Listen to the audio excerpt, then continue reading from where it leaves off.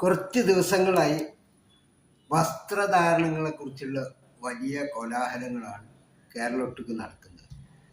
പ്രത്യേകിച്ച് ഈ ഓണക്കാലത്ത് ഇതിനെ ചൊല്ലിയുള്ള വിവാദങ്ങൾ ഒട്ടേറെ ഉണ്ടായി. അതിലൊരു വലിയ പ്രശ്നം ഈ സ്ലീവ്ലെസ് ബ്ലൗസുകൾ അണിഞ്ഞതിനെക്കുറിച്ചും പിന്നാമ്പുറത്ത് വലിയ രീതിയിൽ വെട്ട് കാലിസ്ഥലം കിടക്കുന്നതിനെ ചൊല്ലിയൊക്കെയാണ്.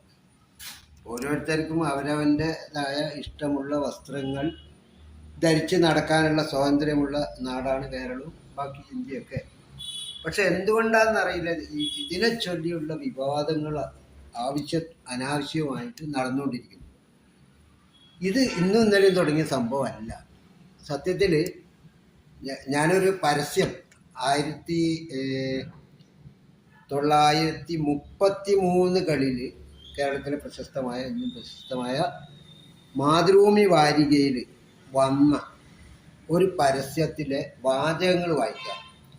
അക്കാലത്ത് തന്നെ ഈ കയ്യില്ലാത്ത കളിക്കുപ്പായം, കുളിയുടുപ്പ് എന്നൊക്കെയാണ് അവരന്ന് ഭാഷ ഉപയോഗിച്ചിരുന്നത്. അപ്പോൾ അതിൻ്റെ ഒരു പരസ്യം വായിക്കാം, എന്നിട്ട് ആ പരസ്യം ഞാൻ നിങ്ങൾക്ക് കാണിച്ചു തരാം.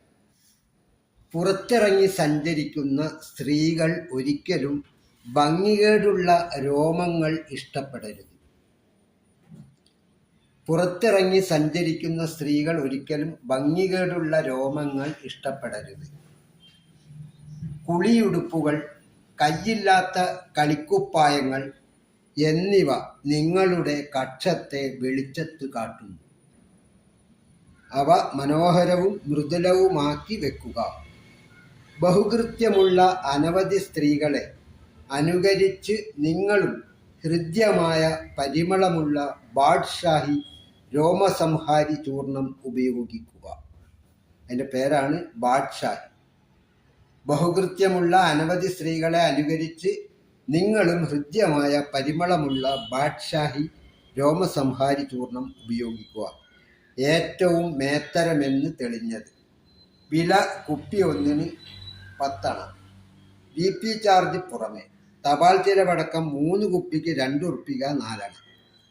ഇത് ബോംബെയിലെ ജുമാ മസ്ജിദ് 281 അവിടുത്തെ CC മഹാജൻ ആൻഡ് കമ്പനിയിൽ നിന്ന് പുറത്തിറക്കിയ ബാദ്ഷാഹി ഒരു രോമസംഹാരിയാണ്. അപ്പോൾ അക്കാലത്ത് തന്നെ ഇത്തരം ഈ സ്ലീവ്ലെസ് വേണ്ടിയുള്ള ഒരു പരസ്യമാണ്. അതിന് ഒരു കാര്യം കൂടി പറയുന്നുണ്ട്. മലബാർ, കൊച്ചി, തിരുവിതാംകൂർ എന്നിവിടങ്ങളിലേക്ക് ഏജന്റുമാരെ ആവശ്യമുണ്ട്. കോഴിക്കോട്, കാലിക്കറ്റിലെ സ്റ്റോക്കിസ്റ്റുകളുടെ പേര് പറയുന്നു. DV Nayak brothers. അത് എവിടെയാണെന്ന് എനിക്ക് പരിചയമില്ല. അപ്പോൾ ഇതാണ് പറയുന്നത്. അക്കാലത്ത് തന്നെ ഈ സ്ലീവ്ലെസ് ബ്ലൗസുകളും അതിനെ ചൊല്ലി വിവാദങ്ങളൊന്നുമില്ല. വളരെ പരസ്യമായിട്ട് കക്ഷത്തെ വെളിച്ചത്ത് കാട്ടുന്നു. അവ മനോഹരവും മൃദുലവുമാക്കി വെക്കുക. ബഹുകൃത്യമുള്ള അനവധി സ്ത്രീകളെ അനുകരിച്ച് നിങ്ങളും ഹൃദ്യമായ പരിമളമുള്ള ബാദ്ഷാഹി രോമസംഹാരി ചൂർണം ഉപയോഗിക്കുക. അപ്പോൾ അക്കാലത്ത് ഇത് വാരികകളിലൊക്കെ ടീക്കായിട്ട് നല്ല പരസ്യത്തോടു കൂടി വരുന്നുണ്ട്.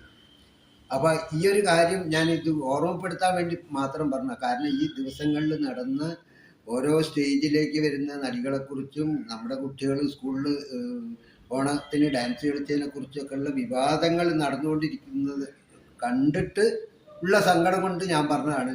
ഇത് കുറേ കാലമായി, 10-90 കാലമായിട്ട് അക്കാലത്ത് ഉള്ളത് തന്നെയാണ്.